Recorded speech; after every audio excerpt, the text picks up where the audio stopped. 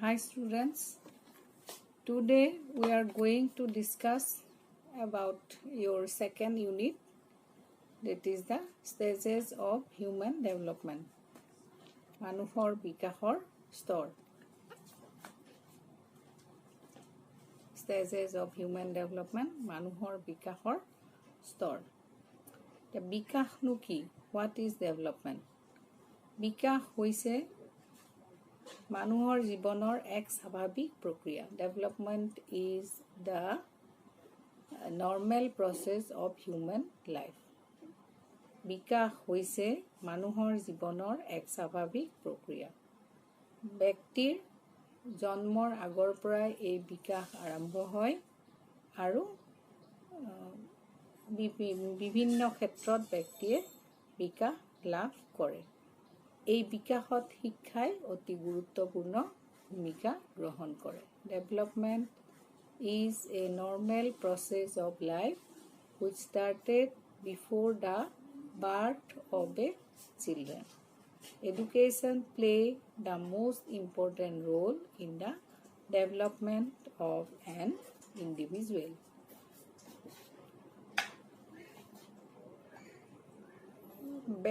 The stages of human development may be divided into 4. ব্যক্তিৰ বিকাশৰ স্তৰক 4টা ভাগত ভাগ কৰিব পাৰি. Stages of human development may be divided into 4 stages. ব্যক্তিৰ বিকাশক 4টা ভাগত ভাগ কৰিব পাৰি. কি 4টা ভাগ? শৈশৱকাল, বাল্যকাল আৰু প্ৰাপ্তবয়স্ক কাল. Infancy, childhood, adolescence and adulthood. At first, we will discuss about the infancy period. প্ৰথমতে আমি শৈশৱ কালৰ বিষয়ে আলোচনা কৰিম. শৈশৱ কাল ব্যক্তিৰ জন্মৰ পৰা 5 বছৰ বয়সলৈকে এই সময়ছোৱা শৈশৱ কাল বুলি কোৱা হয়. At first, among the various stages of development, at first we will discuss about the infancy period. Infancy period of human life included from birth to the 5 years of age. Birth to 5 years of age, this period is called the infancy period. জন্মৰ পৰা 5 বছৰ বয়সলৈকে এই সময়ছোৱাক শৈশৱ কাল বুলি কোৱা হয়. This stage is very important for human life. মানুহৰ জীৱনত এই স্তৰটোৱে অতি গুৰুত্বপূৰ্ণ ভূমিকা গ্ৰহণ কৰে. Because it is the base of our all kinds of growth and development. আমাৰ সকলো ধৰণৰ বিকাশ, বৃদ্ধি আৰু বিকাশৰ এই স্তৰটোৱে হৈছে কি ভেটি. সেইকাৰণে এই স্তৰটোৱে অতি গুৰুত্বপূৰ্ণ ভূমিকা গ্ৰহণ কৰে. আমাৰ জীৱনত বা ব্যক্তিৰ জীৱনত অতি গুৰুত্বপূৰ্ণ ভূমিকা গ্ৰহণ কৰে এই স্তৰটোৱে. So, infancy period, it is the first stage of human life. মানুহৰ জীৱনৰ প্ৰথম পৰ্যায় শৈশৱকাল. এই সময়খিনিত কি শিক্ষা দিয়া হয়? প্ৰাথমিক শিক্ষা. Pre-primary education is provided during this stage. Now we will discuss the various characteristics of infancy period. এতিয়া আমি শৈশৱ কালৰ বিভিন্ন বৈশিষ্ট্যসমূহৰ বিষয়ে আলোচনা কৰোঁ. শৈশৱ কালটোত বিভিন্ন ধৰণৰ কি বৈশিষ্ট্য দেখিবলৈ পোৱা যায়. শৈশৱ কালৰ বিভিন্ন বৈশিষ্ট্যসমূহ হ'ল: 1 নম্বৰ, দ্ৰুত দৈহিক বিকাশ, কুইক ফিজিকেল গ্ৰোথ. দ্ৰুত দৈহিক বিকাশ, কুইক ফিজিকেল গ্ৰোথ. এই সময়ত কি হয়? ল'ৰা ছোৱালীৰ অতি দ্ৰুত গতিত অতি দ্ৰুত গতিত বৃদ্ধি হয়। This is the period of rapid physical development. এই সময়ছোৱাত ব্যক্তিৰ বা শিশু এটাৰ দৈহিক গঠন অতি দ্ৰুত গতিত হ'বলৈ আৰম্ভ কৰে। The weight and height is rapidly developed during this period. এই সময়ৰ ওজন তথা উচ্চতা অতি দ্ৰুত গতিত বৃদ্ধি হ'বলৈ আৰম্ভ কৰে।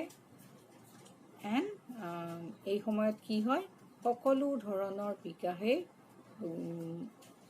লাহে লাহে হ'বলৈ আৰম্ভ কৰে। এই সময়ত all kinds of development take place. খোজ কাঢ়িবলৈ আৰম্ভ কৰে, কথা ক'বলৈ আৰম্ভ কৰে। আৰু কি হয় অৱশ্যে এই সময়ত শিশুসকল সম্পূৰ্ণৰূপে পৰনিৰ্ভৰশীল হৈ থাকে। নেক্সট নাম্বাৰ 2 is the খেল প্ৰৱণতা, playfulness. The second characteristics of infancy period is the playfulness. খেল প্ৰৱণতা, এই সময়ত শিশুসকলে খেলি ভাল পায়, খেলা ধূলা কৰি ভাল পায় আৰু কি কৰে এই খেলাই তেওঁলোকৰ যিটো সঞ্চালন ক্ষমতা, শিশুৰ যিটো সঞ্চালন ক্ষমতা সেইবোৰ কি কৰে বৃদ্ধি কৰে আৰু তেওঁলোকৰ দেহ মানসিকভাৱেও বিকাশ সম্ভৱ হয়, খেলৰ মাজেৰে বিকাশ সম্ভৱ হয়। So the second characteristics is the playfulness. দ্বিতীয় বৈশিষ্ট্যটো হৈছে খেল প্ৰৱণতা। এই সময়ৰ another characteristics of infancy period is the playfulness. They want to play all the times. With the help of play, their psychophysical development take place. Next characteristics is the sense of curiosity. কৌতূহল প্ৰৱণতা। আন এটা বৈশিষ্ট্য হ'ল কৌতূহল প্ৰৱণতা, sense of curiosity. এই সময়ছোৱাত শিশুসকলৰ মনত তাৰ সন্মুখৰ পৃথিৱীখনক জনাৰ এটা অতি হেঁপাহ থাকে। They want to know the whole world around him and therefore what they do, they ask various questions to their parents. And therefore this stage is also known as the question age. এই সময়ৰ এটা প্ৰধান বৈশিষ্ট্য হৈছে কৌতূহল পৰায়ণতা, কৌতূহল প্ৰৱণতা মানে নজনাক জনাৰ যিটো ইচ্ছা, চাৰিওফালৰ পৃথিৱীখন জনাৰ খুব ইচ্ছা, সেইকাৰণে তেওঁলোকে বিভিন্ন ধৰণৰ প্ৰশ্ন সুধি পেলাই কি কৰে মাক দেউতাকক ব্যতিব্যস্ত কৰি তোলে। সেইকাৰণে এই সময়ছোৱাক প্ৰশ্ন বয়স বুলিও কোৱা হয়, question stage. This stage is also known as the question stage. So the next characteristics is the language development, ভাষাৰ বিকাশ।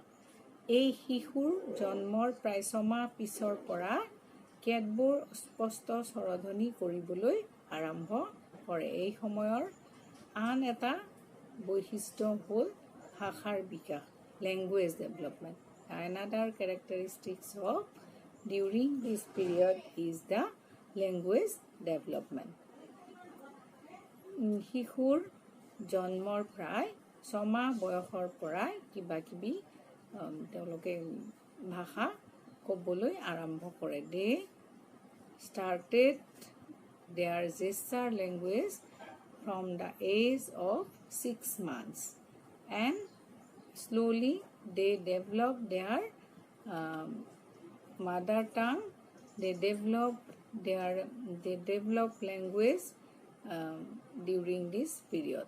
আৰু প্ৰথমতে তেওঁলোকে অংগী ভংগীৰে ভাষা ক'বলৈ শিকে আৰু তাৰে পিছত সম্পূৰ্ণ ভাষাটো আয়ত্ত কৰিবলৈ সক্ষম হয়। The next characteristics is the sensory development, সংবেদনাত্মক বিকাশ। জন্মৰ প্ৰায় এমাহমান পিছৰ পৰাই শিশুসকল তাৰ পৰিৱেশৰ বিভিন্ন উদ্দীপকৰ প্ৰতি সংবেদনশীল হয়। জন্মৰ প্ৰায় এমাহমান পিছৰ পৰা শিশুসকলে তাৰ চাৰিওফালৰ পৰিৱেশৰ উদ্দীপকৰ প্ৰতি সংবেদনশীল হোৱা পৰিলক্ষিত হয়। They develop their sense organs.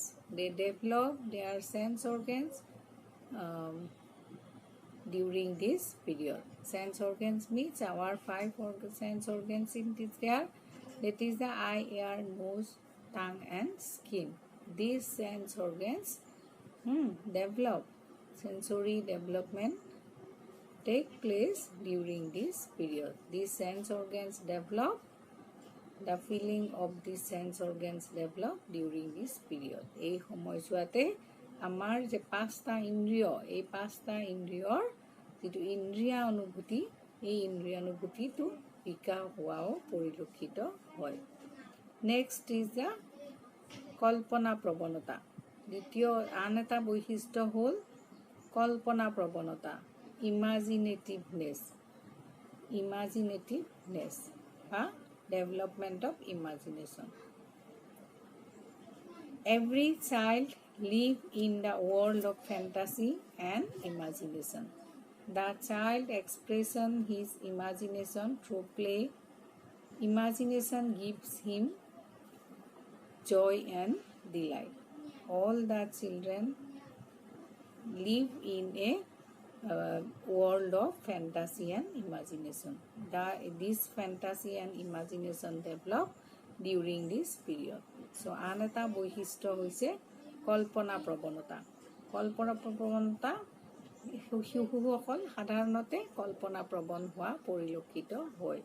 তেওঁলোকৰ বাস্তৱ জগতৰ জ্ঞান অভিজ্ঞতা সমূহৰ ওপৰত ভিত্তি কৰি এখন নিজা জগত সৃষ্টি কৰি লয় আৰু এই কল্পনাৰ জগতখনত বিচৰণ কৰি তেওঁলোকে ভাল পায়। They live in a world of imagination. Then the next characteristics is the sense of animation. সৰ্বপ্ৰাণবাদিতা। সৰ্বপ্ৰাণবাদিতা কি? যে they think all the things around him has life. All the things around him has life. তেওঁলোকৰ শিশু এটাই কি ভাবে? তাৰ চাৰিওফালে থকা সকলো বস্তুতে প্ৰাণ থকা বুলি ভাবে।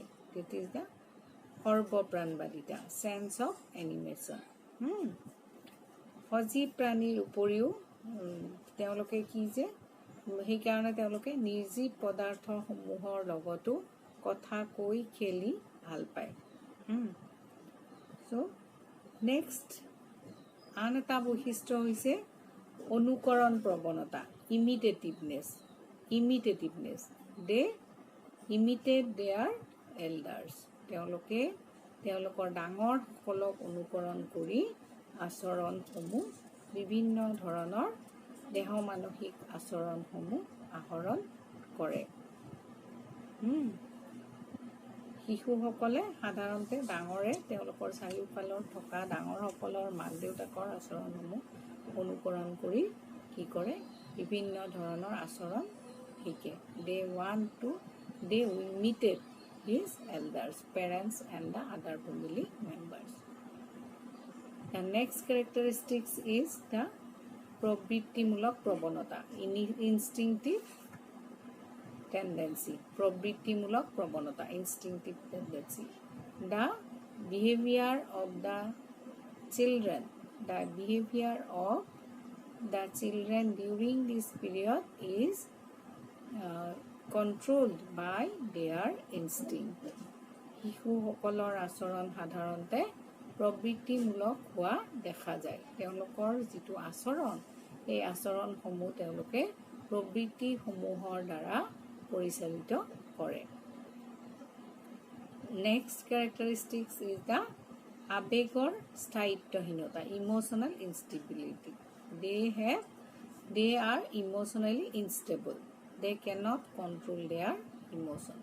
They are emotionally unstable and they are not able to control their emotion. শৈশৱৰ আন এটা বৈশিষ্ট্য হ'ল আবেগৰ স্থায়িত্বহীনতা। তেওঁলোকে ক্ষণে ক্ষণে তেওঁলোকৰ আবেগৰ পৰিৱৰ্তন হোৱা পৰিলক্ষিত হয়। And another characteristics is their egocentrism, atmocentric. All the children, all the infants, all the children during this period are egocentrism in nature. They only know themselves. The child only know himself. They only know the needs and importance of her own. যেই সময়ৰ শিশুৰ আন এটা বৈশিষ্ট্য হৈছে আত্মকেন্দ্ৰিক। শিশুসকল আত্মকেন্দ্ৰিক হোৱা পৰিলক্ষিত হয়। শিশুৱে সদায় নিজৰ স্বাৰ্থ পূৰণৰ হকে কাম কৰে, যাৰ বাবে তেওঁলোকে কোনো কথাতেই পৰাজয় স্বীকাৰ কৰা বা স্বাৰ্থ ত্যাগ কৰাৰ কথা ভাবিব নোৱাৰে। আৰু সেইকাৰণে শিশুসকলৰ মাজত প্ৰায়ে হাই কাজিয়া হোৱাটো পৰিলক্ষিত হয়। Because of the egocentrism nature, the child quarrel among each other. Then these are some of the characteristics of the infancy period. Now we will discuss about the psychophysical need of infants. শিশুৰ দেহ মানসিক প্ৰয়োজনৰ বিষয়ে আমি এতিয়া আলোচনা কৰিম। দেহ মানসিক প্ৰয়োজন কোনবিলাক? যে শিশুসকলৰ দেহ মানসিক প্ৰয়োজন পূৰণ কৰাটো অতি জৰুৰী। The parents should try to fulfill their psychophysical need. The various psychophysical need are বিভিন্ন ধৰণৰ দেহ মানসিক প্ৰয়োজনসমূহ হ'ল Number 1 is the দৈহিক আদৰ যত্নৰ প্ৰয়োজন, need of physical care. দৈহিক আদৰ যত্নৰ প্ৰয়োজন, need of physical care. The children need physical care. শিশুসকলক দৈহিক আদৰ যত্নৰ প্ৰয়োজন। The second is the need of love, মৰমৰ প্ৰয়োজন, need of love. The third is the need of society, নিৰাপত্তাৰ প্ৰয়োজন, need of society, নিৰাপত্তাৰ প্ৰয়োজন। They want to be secured from all sides, সকলো দিশৰ পৰা নিৰাপত্তাৰ অনুভৱ কৰাটো অতি প্ৰয়োজন। The fourth is the need of play, খেলা ধূলাৰ প্ৰয়োজন। The fifth is the কৌতূহল পূৰণৰ প্ৰয়োজন, satisfying curiosity, কৌতূহল পূৰণৰ প্ৰয়োজন, satisfying curiosity. The sixth is the মৰ্যাদাৰ প্ৰয়োজন, need of status, মৰ্যাদাৰ প্ৰয়োজন, need of status. And the seventh is the need of freedom, স্বাধীনতাৰ প্ৰয়োজন। Now we will discuss the influence of home on child development. শিশুৰ বিকাশত গৃহ পৰিৱেশৰ ভূমিকা, influence of home on child development. শিশু এটাৰ জীৱনত আটাইতকৈ বেছি প্ৰভাৱ বিস্তাৰ কৰে ঘৰখনে। The most influenceable the most influence take place by their home environment. Home environment influence mostly during the infancy period. So what type of influence কি দিশে ভূমিকা গ্ৰহণ কৰে? Number 1 is the physical influence, দৈহিক প্ৰভাৱ, দৈহিক প্ৰভাৱ। Number 2 is the দৈহিক প্ৰভাৱ বা physical influence মানে জন্মৰ পিছৰ পৰা যিটো মানে পৰিয়ালৰ সংস্পৰ্শলৈ আহে আৰু এই পৰিয়ালৰ লোকসকলৰ প্ৰভাৱেই হৈছে দৈহিক প্ৰভাৱ। Number 2 is the বৈষয়িক প্ৰভাৱ, influence of material condition. Material condition মানে যা the material things of the home, ঘৰৰ যিবিলাক অন্যান্য সামগ্ৰী, প্ৰয়োজনীয় সামগ্ৰী এইবোৰৰ কথা কোৱা হৈছে বৈষয়িক প্ৰভাৱ. Number 3 is the সাংস্কৃতিক প্ৰভাৱ, কালচাৰেল ইনফ্লুৱেঞ্চ, পৰিয়ালত চলি অহা ৰীতি নীতি পৰম্পৰা আদিৰ যি প্ৰভাৱ, the various influence of rules and regulation followed by the family. The fourth is the moral influence, নৈতিক প্ৰভাৱ. সকলো পৰিয়ালৰে এটা নৈতিক মানদণ্ড থাকে আৰু এই নৈতিক মানদণ্ডই শিশুৰ জীৱনত অতি গুৰুত্বপূৰ্ণ ভূমিকা গ্ৰহণ কৰে. All family life has its own moral values. These moral values play most important role in the child's development. Then next is the আবেগিক প্ৰভাৱ, emotional influence.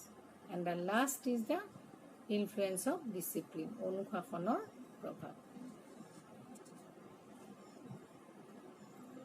And now we will discuss about the educational provision for infancy.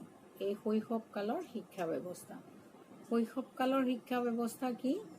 শৈশৱকালৰ কি শিক্ষা দিয়া হয়? প্ৰাক প্ৰাথমিক শিক্ষা. Pre primary education is provided during the infancy period. এই সময়ৰ কি কৰা হয়?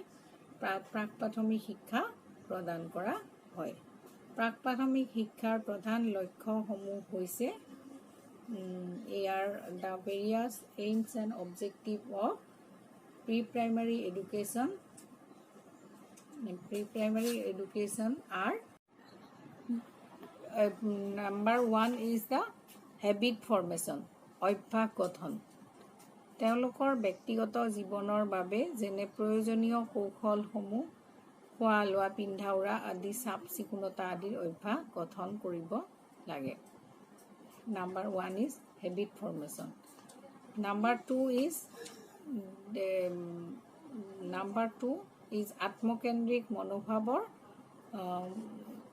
আত্মকেন্দ্ৰিক মনোভাৱ গুচাই সামাজিক মনোভাৱ গঢ়ি তোলা.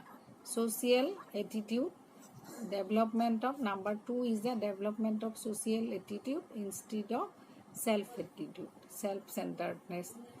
শিশুৰ next characteristics is the শিশুক আখৰ আৰু সংখ্যাৰ জ্ঞান প্ৰদান কৰা. Give the knowledge of reading and writing. The third habit is to give the knowledge of reading and writing. Number 5 is the development of creative ability. সৃষ্টিশীল প্ৰতিভাৰ বিকাশ. Number 6 is the